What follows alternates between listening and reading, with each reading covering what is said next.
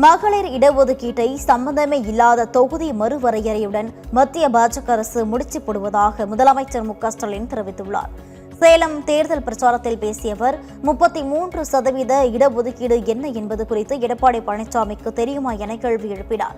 இது மகளிர் இடஒதுக்கீடு பிரச்சினை அல்ல, தொகுதி மறுவரையறை பிரச்சினை என்பதை இபிஎஸ் புரிந்து கொள்ள வேண்டும் என அறிவுறுத்தினார்.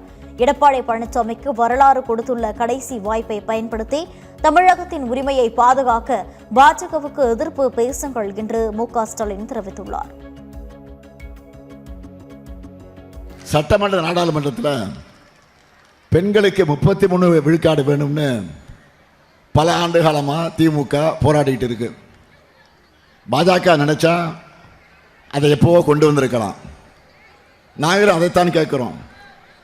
ஆனால் தேவையே இல்லாமல் சென்சஸ், தொகுதி மறுவரை என சம்பந்தம் இல்லாத விஷயங்களோட அதை முடிச்சு போட்டு அது நிறைவேறக்கூடாதுன்னு பாஜக நினைக்கிறது. அவங்களும் பெண்கள் இடஒதுக்கீட்டுக்கு எதிரானவங்க என்று பழனிசாமி சொல்ல போகிறாரா? மிஸ்டர் பழனிசாமி, முதல்ல புரிஞ்சுக்குங்க, இந்த பிரச்சனை பெண்கள் இடஒதுக்கீடு அல்ல, அதை எல்லோரும் வரவேற்கிறோம். தொகுதி மறுவரையை தான் இங்கே பிரச்சனை. எடப்பாடி அவர்களே, கடைசி வரை கோழையா அடிமையாக இருந்தால் தமிழ்நாட்டின் களங்கமாகத்தான் வரலாற்றில் நீங்கள் நினைவு கூறப்படுவீங்க.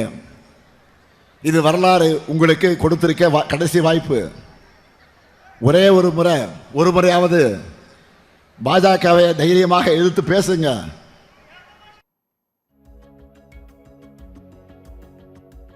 முன்னதாக தருமபுரி மாவட்டத்தில் நடைபெற்ற பிரச்சாரத்தில் பேசிய முதலமைச்சர் மு.க.ஸ்டாலின், இந்தியாவுக்கே வழிகாட்டியாக தமிழ்நாடு திகழ்கிறது என பெருமிதம் தெரிவித்தார்.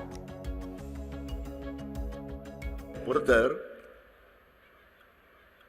ஒவ்வொருடைய முதுகையா குத்திட்டு இப்போ தமிழ்நாட்டோட முதுகலை குத்த தன்னுடைய முதுக பாஜகவுக்கு வாடகை விட்டிருக்கிறார் பழனிசாமி. உங்க முதுகலை சவாரி செஞ்சுட்டு இருக்கக்கூடிய ஓனர் பாஜகவை காப்பாற்றுறது. அதனாலதான் மும்மொழி கொள்கையை நீங்க எதிர்க்கல, FCRA எதிர்க்கல, பொது சிவில் சட்டத்தை எதிர்க்கல. இப்போ தமிழ்நாடே கொந்தளிக்கும் போது தொகுதி மறுசீரமைப்பால் ஏற்பட்டிருக்கக்கூடிய பேராபத்தை நீங்க எதிர்க்கல. இப்படி எந்த பிரச்சனையிலும் தமிழ்நாட்டுக்காக குரல் கொடுக்காத நீங்க எதுக்காக கட்சி நடத்துறீங்க? எதுக்காக கூச்சமே இல்லாமல் மக்கள் கிட்ட வாக்கு கேட்குறீங்க? பேசாம பாஜக செய்யறதுக்கு முன்னாடி நீங்களே கட்சியை கலைச்சிட்டு நேரடியாக பாஜக ஐக்கியமாயிடுங்க. கூச்சப்படாதீங்க. பாஜகவோட பிஆர் மாடல் உங்களுக்கு யூஸ்ஃபுல்லாக இருக்கும். சமூக நீதி போராளி என நான் பெரிதும் மதிக்கக்கூடிய மருத்துவர் ஐயா ராமதாஸை வேதனையில் தவிக்க விட்டுவிட்டு ஊழல் வழக்குக்கு பயந்து கூட்டணி அமைச்சுக்கிட்டு உலகமாக உத்தவர் போல உங்களை ஏமாத்திக்கிட்டு இருக்காரு.